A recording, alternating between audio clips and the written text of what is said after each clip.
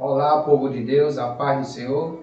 Estamos em mais um estudo da Palavra de Deus, desta vez a lição de número 7, que tem como título A Bíblia Transforma as Pessoas.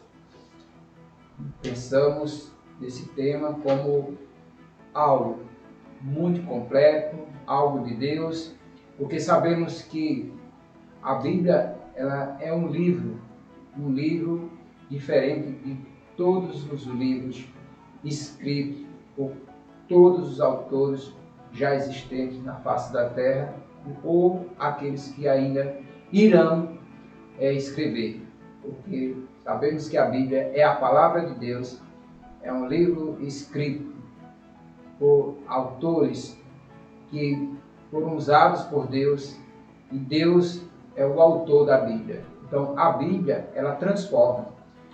Não existe nenhum livro que transforma ou que possa transformar a vida das pessoas. Mas nós vamos, diante desta palavra, diante desta lição, dizer para você que a Bíblia transforma. E vamos estar citando referências, vamos estar falando também de experiência, daquilo que nós falamos, do que é real, daquilo que é concreto, diante da palavra de Deus.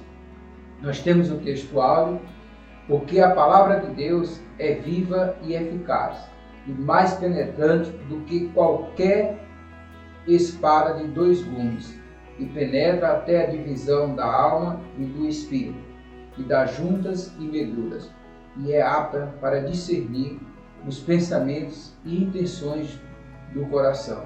Está escrito no livro de Hebreus, no capítulo 4, no versículo 12. Temos também a verdade prática. A palavra de Deus é viva, anula os conselhos das trevas e nos torna humildes diante de Deus. Então aqui, por esses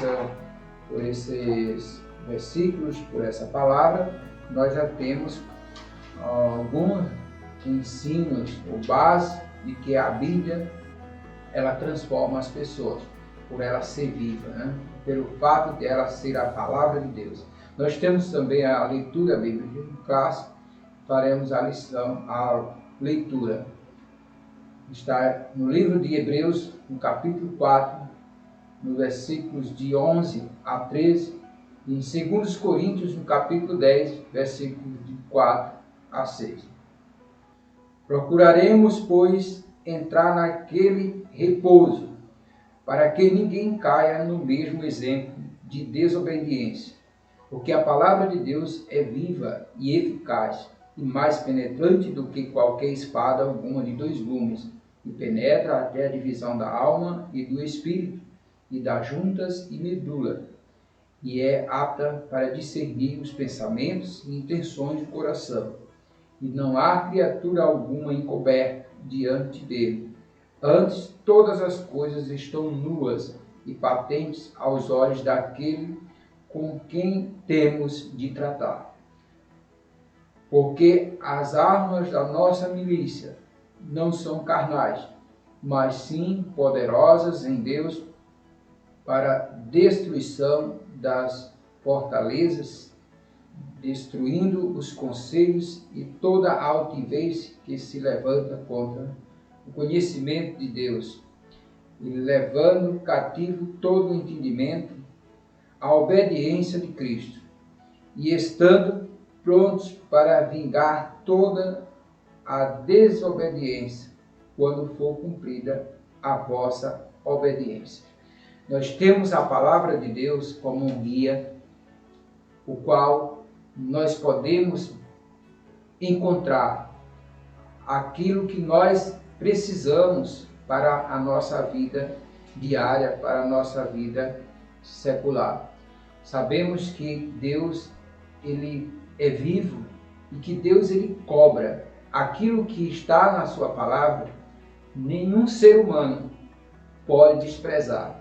Nós temos o livro de Hebreus, e o autor de Hebreus ele alertou para não sermos desobedientes ou não entrarmos no caminho da desobediência, assim como o povo de Deus lá no deserto, que por desprezar a palavra de Deus, eles não puderam entrar na terra prometida, a não ser Josué e Caleb, que obedeceram a palavra de Deus. A palavra de Deus, ela precisa ser obedecida. A palavra de Deus, ela precisa ser encarada como a voz de Deus na terra. Nenhum ser humano que despreza, que desobedece a palavra de Deus, ele fica impune, ou hoje ou amanhã. Sabemos que Deus, ele controla o mundo inteiro e ele vela para cumprir com a sua palavra. Então, meu amigo ouvinte da palavra de Deus, meu caro professor da escola bíblica dominical, é bom que você frise isso para os seus alunos, que Deus, ele é vivo, que Deus, ele não deixa impune aqueles que desobedecem à sua palavra.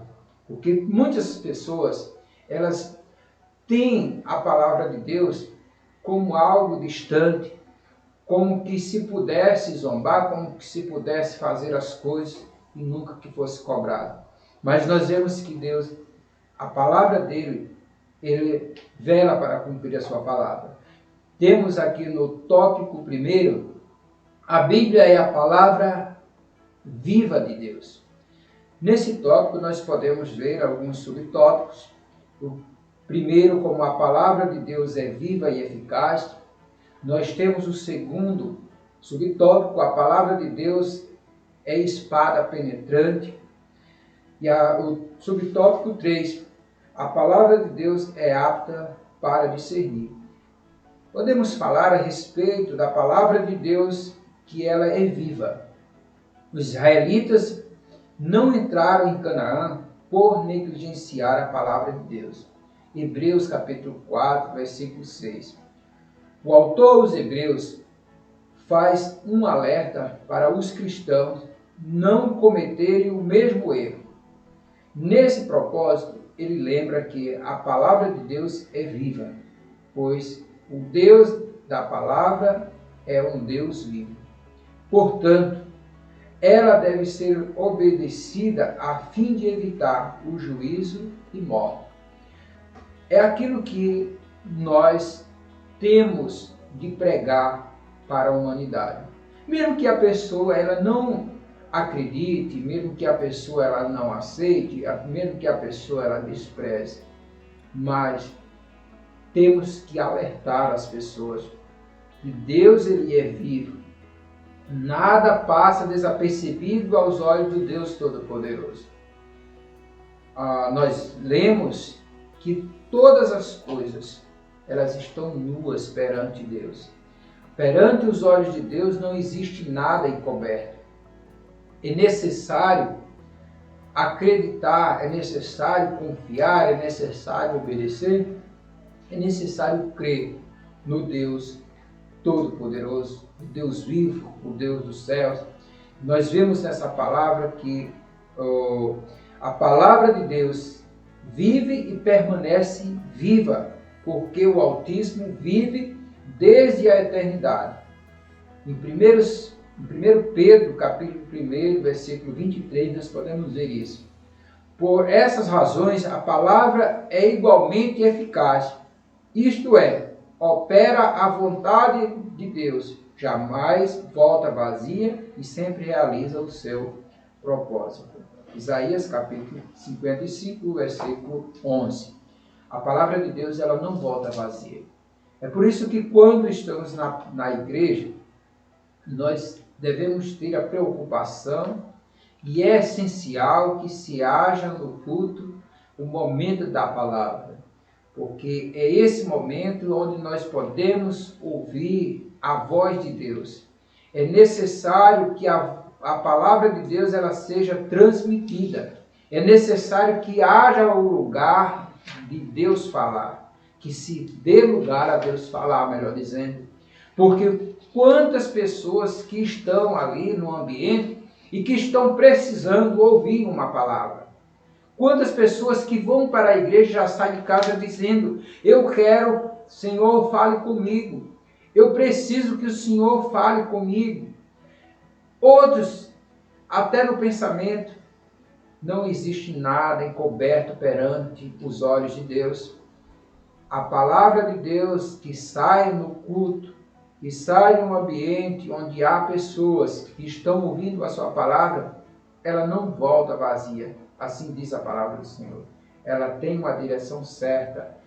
O ambiente pode ter a quantidade de pessoas que sejam, mas existem pessoas ali que estão precisando ouvir a palavra do Senhor. Então estão precisando ter esse contato com Deus, o Deus Todo-Poderoso. Então é necessário que se dê espaço para pregar a palavra de Deus, porque alguém está precisando ouvir a palavra de Deus. A palavra de Deus é espada penetrante. O texto sagrado descreve as Escrituras como mais penetrante do que qualquer espada de dois gumes. Nós vemos isso no livro de Hebreus, no capítulo 4, versículo 12. E essa palavra diz que ela é mais penetrante. Então aqui está dizendo, o autor ele quis dizer para as pessoas que não existe nada, que a palavra de Deus ela não possa tocar, ela não possa cortar, ela não possa alcançar. Não existe nada encoberto perante Deus. Quando fala da espada de dois gumes, fala que corta.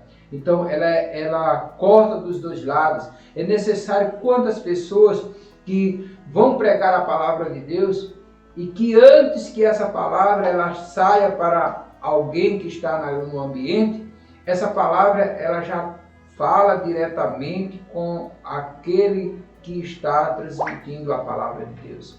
Então, ela corta dos dois lados, ou seja, ela é completa. Melhor dizendo, nós podemos dizer que a palavra de Deus ela é completa. Não existe falha na palavra de Deus. Assim podemos ver que das características da Bíblia Sagrada, estamos diante dos estudos da escola bíblica dominical, dizendo praticamente todos os domingos as características da palavra de Deus. A palavra de Deus ela é infalível, ela não falha, ela é inspirada, a palavra de Deus ela é inspirada por Deus. Então a palavra de Deus ela é inerrante, ela não erra, não tem erro na palavra de Deus. Estamos sempre falando sobre isso. Então, quando o autor diz que a palavra de Deus ela é mais penetrante do que qualquer espada de dois gumes, quer dizer que ela é completa. Quer dizer que ela corta, que não existe nada ou ninguém, ou que seja qualquer tipo de pecado, que seja qualquer necessidade que o ser humano tenha, que a palavra de Deus ela não alcance. Então fala do alcance da palavra de Deus. Então não existe nada encoberto perante a palavra de Deus. A palavra de Deus é tão bem afiada que nada existe que ela não possa traspassar. Então, não existe nada que a palavra de Deus ela não possa tocar. A palavra penetra até a divisão da alma e do espírito e das juntas e medulas. Então, aqui podemos dizer que a palavra de Deus ela toca no mais profundo. Não existe nada encoberto. Não existe nada encoberto que não seja revelado. Aqui estamos falando, a palavra de Deus ela fala da vida espiritual em si. Nós não conhecemos a vida espiritual, não temos conhecimento. O ser humano ele não tem conhecimento da vida espiritual. Mas a palavra de Deus ela tem esse conhecimento porque não existe nada encoberto perante a palavra de Deus. Não existe nada oculto. Aqui fala daquilo que está oculto, aquilo que o homem não tem o conhecimento. Mas Deus ele tem o conhecimento e ele vai lá onde muitas das vezes só existem pensamentos, onde muitas das vezes o autor, aquela que fez, que praticou aquela atitude, aquela ação, o pecado, que fez qualquer uma coisa errada perante a palavra de Deus, muitas das vezes ele estava sozinho, não tinha ninguém que visse, mas Deus ele vê todas as coisas. Então não existe nada oculto, não existe segredo perante Deus, não existe segredo. Então A palavra de Deus, ela é essencial, ela toca no caráter do ser humano. Aqui nós vamos ver perante o estudo da palavra de Deus, que a palavra de Deus ela transforma o ser humano. Aqui nós podemos já adiantar a dizer que não existe caráter mau, que a palavra de Deus não transforma. Quantos testemunhos nós temos e ouvimos de pessoas que eram viviam no mundo das drogas, que viviam no mundo da prostituição, que viviam no mundo das coisas erradas, da feitiçaria, pessoas que eram homicidas, pessoas que viviam na prática do erro, mas que quando se encontraram com Deus, ele deu a solução. A palavra foi lá no profundo, no oculto e fez a transformação na vida e a pessoa ficou outra pessoa. Então nós temos muito testemunho a respeito disso. Pessoas que não conseguiam dormir de jeito nenhum, que só dormiam com remédios fortes, aceitaram Jesus, buscaram refúgio em Deus e pararam de tomar esses remédios e hoje são pessoas livres. São pessoas que dormem, conseguem dormir sem tomar remédio. Então, Deus ele tem solução para todas as coisas. Não existe nada oculto, não existe enfermidade, não existe força diabólica, não existe o poder das trevas, não existe nada que Deus ele não vá ao alcance e não faça transformação. Então, Deus ele é o Deus Todo-Poderoso. Nós vemos a palavra de Deus é apta para discernir. Então, discernir fala de ter um conhecimento essencial. Nós estamos falando desde o início que Deus, não existe nada oculto perante os olhos de Deus. Então, Deus ele decide muito bem. Muitas das vezes nós não temos o discernimento que precisamos para saber o que é o certo e o que é o errado. Quantas das vezes que nós erramos por não termos o conhecimento que aquilo é um erro, mas se buscarmos a Deus e se perguntarmos a Deus, o que acontece na realidade é que muitas pessoas não têm o costume de buscar a Deus e de perguntar para Deus. Aí às vezes as pessoas se dão mal e dizem, meu Deus, aí vai clamar por Deus depois que já aconteceu, depois que já praticou o erro, depois que se deu mal, porque deveria fazer algo primeiro, perguntar a Deus. Então, o Espírito de Deus, ele discerne todas as coisas. Então, Deus sabe o que é certo e o que é errado. Qual é o caminho certo, qual é o caminho errado. Então, é necessário perguntar a Deus qual é a direção certa a tomar. Quantas das vezes que a gente está para tomar uma atitude, uma direção, e a gente não sabe, fica perguntando o que é que eu faço, o que é que eu vou fazer. O Senhor me deu uma direção e Deus dá a direção e dá a direção certa.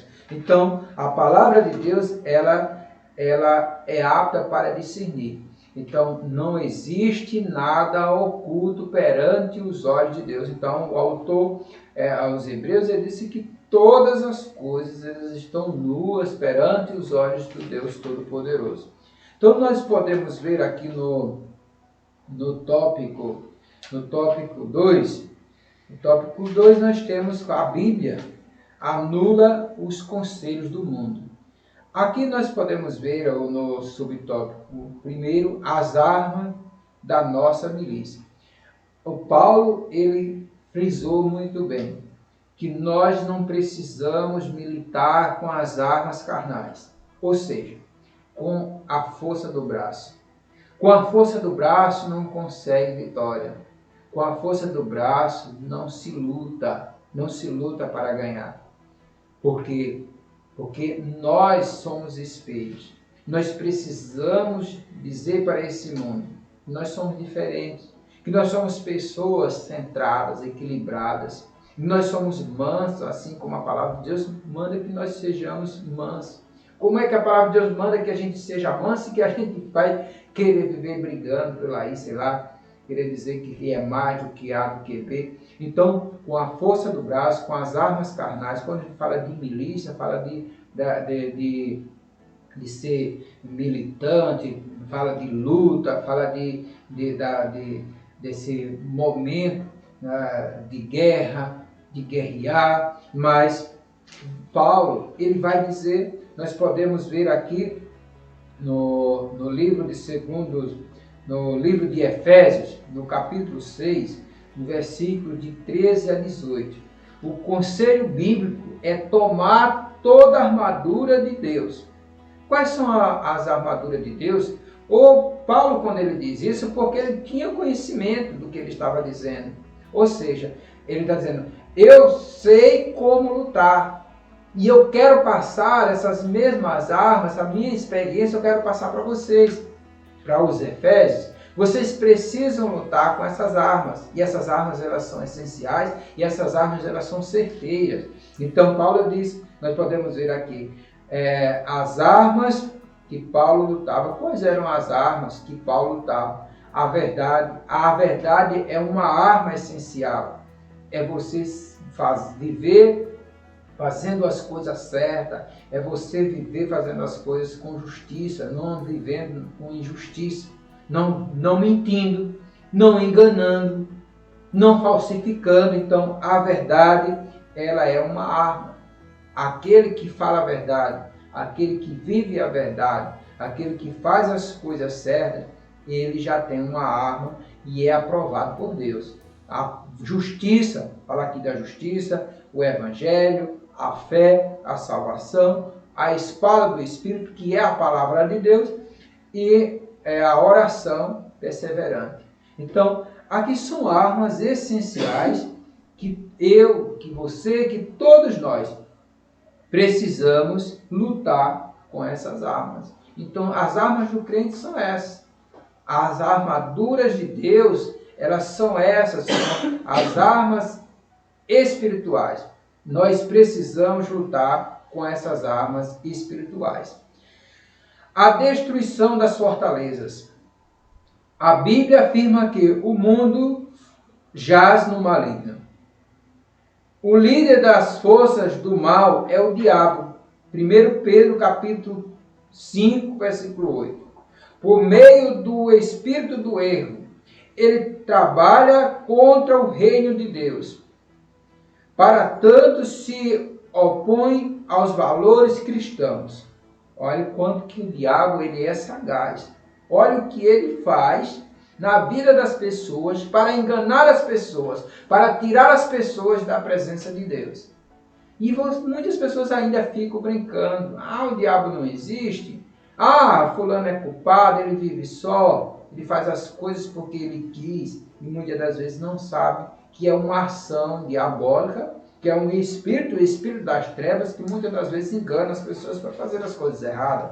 Então, dissemina o ódio. Olha o que é que o diabo faz. Olha, dissemina o ódio, o desrespeito à vida, a corrupção, a imoralidade, dentre outros males. Contudo, o poder de Deus é capaz de destruir todas as fortalezas do diabo. 2 Coríntios capítulo 10, versículo 4. A palavra de Deus anula o mal com graça e poder e liberta as almas da prisão espiritual. Então, meu amigo ouvinte da palavra de Deus, não existe forças das trevas que prevaleçam contra as vidas das pessoas que, vou frisar aqui de uma forma muito direta, das pessoas que aceitam a palavra e o que está na palavra e vive a palavra. As pessoas que aceitam o que está na palavra, que vivem a palavra, elas são libertas. Eu fico parado muitas das vezes meditando como que uma pessoa que aceitou a Jesus e que passa anos e anos sendo dominado pelas forças das trevas. Tem alguma coisa errada. tem alguma coisa errada. Ah, Deus diminuiu o seu poder? Não. O poder de Deus é o mesmo. Satanás nunca prevaleceu contra o Deus Todo-Poderoso e ficou vitorioso. Ele luta, mas luta para perder. É vitória certa para o povo de Deus, para aqueles que buscam a palavra de Deus e que buscam o Senhor, o Deus Todo-Poderoso. Eles são vitoriosos. Ah, e quanto tempo que é para uma pessoa ser liberta? É um instante, é um momento. É só dar crédito, é só aceitar. Não existe 1 ano, 2 anos, 3 anos, que negócio é esse da pessoa viver dessa forma e dizer que não teve, a pessoa não ser liberta e a pessoa viver oprimida pelas forças do mal.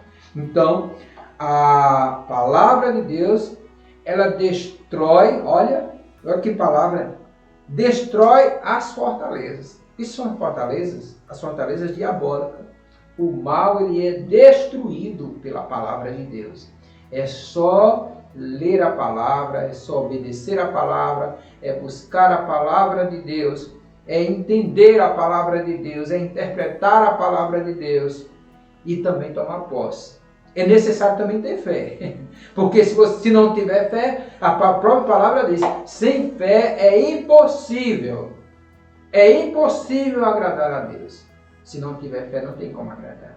Mas se tiver fé, se ler a palavra de Deus não é um livro qualquer. Eu acho interessante, vamos dizer assim, a palavra de Deus, ela transforma.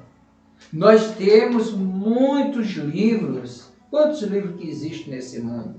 Mas são livros que servem para formar, muitas das vezes, cidadão, a cidadã. Quantas pessoas já são formadas na faculdade, na vida secular? Os livros servem para formar as pessoas são formadas. Aí eu me formei em tal área, eu sou professor, sou professora, eu sou médico e assim vai. Então, os livros seculares, os livros humanos, feitos pelo conhecimento humano, eles formam as pessoas, mas não transformam. Mas a palavra de Deus, ela transforma, ela muda. Então, quando diz que transforma, ela muda de direção. Ela tem uma vida nova, ela tem outra vida, muda a rota do caminho e faz vida nova. Então essa transformação é uma transformação no caráter. É uma transformação no caráter quando as pessoas que muitas vezes sofriam, que lutavam para ter equilíbrio e não conseguiram, nunca conseguiram ter equilíbrio, ter um caráter humano, um caráter moral, mas quando leem a palavra de Deus, quando buscam o auxílio de Deus, Deus transforma e essas pessoas alcançaram uma vida diferente. Então isso quem faz a palavra de Deus. A destruição dos falsos argumentos. O que significa isso? A Escritura diz que o poder de Deus também destrói os conselhos. Segundo Coríntios, capítulo 10, versículo 5. A Bíblia, na versão Nova Almeida Atualizada, traduz como raciocínios falaciosos. São premissas falsas usadas para afastar as pessoas da verdade. Se aplica às ideologias anticristãs, entre elas o ateísmo, o relativismo, o secularismo, o marxismo e as heresias, que contradizem a mensagem da cruz.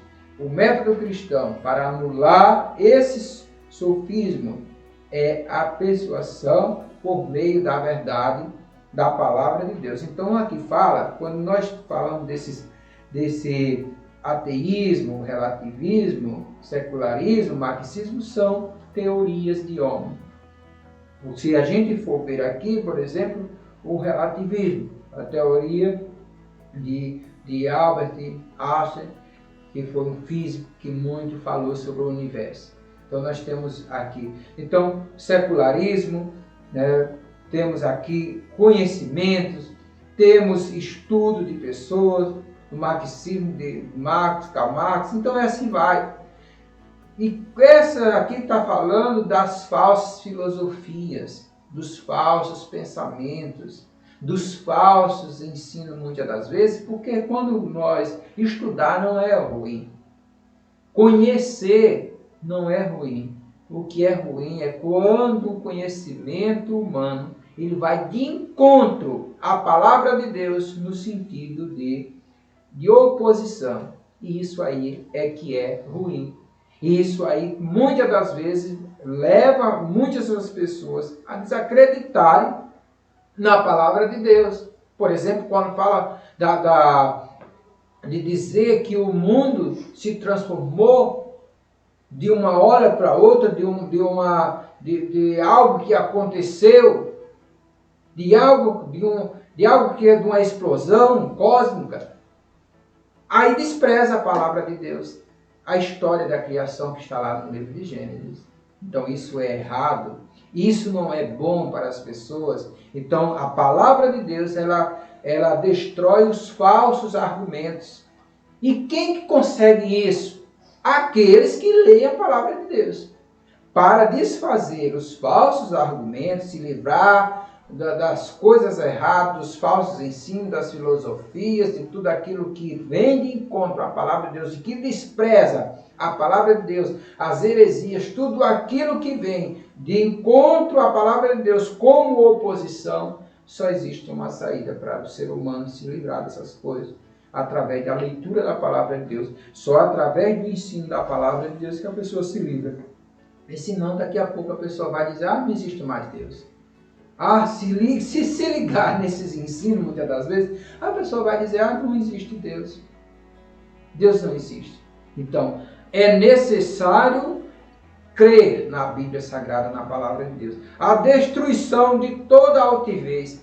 A altivez aqui está no sentido de todo conselho para desfazer aquilo que está escrito na palavra de Deus. Toda oposição, seja ela humana, seja ela diabólica, para tirar as pessoas dos caminhos do Senhor, são altivez, são a oposição. Então, tudo aquilo que vem ao encontro para desfazer, tirar da mente das pessoas a crença que Deus existe, é altivez. É poder das trevas. É poder do homem. E por que não dizer que o homem também tem poder nesse sentido? Quantas pessoas que são iludidas pelo conhecimento humano, que são levadas pelo conhecimento humano, que o homem consegue colocar na mente do outro o seu pensamento, os seus argumentos, baseado em A, em B, em estudo A, em estudo C, e assim vai. Mas é necessário buscar a palavra de Deus, porque a palavra de Deus é a verdade. Tudo aquilo que vem de encontro à palavra de Deus deve ser desprezado. Porque prevalece para sempre a palavra de Deus. Está escrito na palavra de Deus. Passarão os céus e a terra, mas a minha palavra não há de passar. Então, tudo aquilo que vem de encontro à oposição, para deixar as pessoas não acreditarem na palavra de Deus, na existência de Deus, então tudo isso deve ser desprezado. Tudo isso deve ser aniquilado, tudo isso deve ser deixado para um lado. Porque como é que eu vou viver se eu não acredito que Deus existe? Qual vai ser o meu futuro? Como que eu vou enfrentar esse mundo? Como que eu vou ter paz nesse mundo se eu não acreditar que Deus existe? Que Jesus disse, eu sou a paz. E eu dou a paz que o mundo não dá. É por isso que a gente vê muitas pessoas morrendo sem paz, tirando a própria vida, porque não tem paz. Porque aquele que tem paz, ele passa por o que passar, mas ele prevalece e ele espera a vontade de Deus e espera o tempo de Deus. Então não é uma pessoa desequilibrada, não é uma pessoa descontrolada, então precisa de paz. E se eu não acredito na palavra de Deus, não tem como ter paz. Pode ter o dinheiro, pode ter a influência, pode ter o que quiser, mas não tem paz. E se não tiver paz, como que vai viver? Que felicidade é essa que se sem a paz? Então a paz ela se encontra em Jesus Cristo. Jesus Cristo é o príncipe da paz. Então é necessário acreditar na palavra de Deus. Nós vemos já no tópico 3, nós já estamos quase findando o nosso estudo. A Bíblia nos torna humildes. Essa daqui foi a parte que mais eu achei interessante. Deus aborrece a soberba. Se tem uma coisa que Deus aborrece, é a soberba. Deus nunca foi a favor da soberba nem da arrogância. É o mal do mundo. É o mal do século, é a arrogância. Quantas pessoas que são afligidas, quantos sofrimentos nesse mundo existe por causa da arrogância. Porque não existe a humildade. Porque a humildade, ela não está no ter, ou nem no ter, nem no não ter. Não está. A humildade, ela está na vida daquele que reconhece que tem um tempo limitado nessa terra, que precisa do outro, que precisa de Deus. A humildade, ela está na vida daquele que reconhece o seu tempo, reconhece a sua pequenez, reconhece que necessita de Deus. Então Deus, ele não é de acordo com arrogância. Por mais que a pessoa ela cresça na graça, no conhecimento, mas é necessário ficar mais humilde. E o exemplo que nós temos, o maior exemplo que nós temos de humildade, é Jesus Cristo. Jesus Cristo, ele fez algo e deixou para mim como o maior exemplo para todos quantos sejam seus seguidores. Aquela parte onde Jesus, ele lava os pés dos discípulos, meu irmão, minha irmã, ali é uma forma de demonstrar realmente a humildade, porque ele era o próprio Deus. Jesus, ele fala do poder que Jesus tinha, do reconhecimento, da importância de Jesus.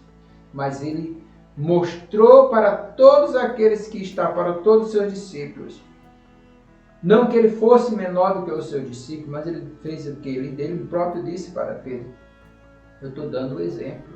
É necessário ser humilde. Então, nós vemos aqui que Deus resiste ao soberbo. Mas eu acho interessante essa palavra. Deus resiste ao soberbo. Dá, porém, graça aos humildes. Olha que coisa interessante. O que é que Deus resiste? Por que Deus resiste ao soberbo? O que é isso que está dizendo aqui no livro de Tiago, no capítulo 4, no versículo 6? Deus resiste porque aqui Deus não é de acordo.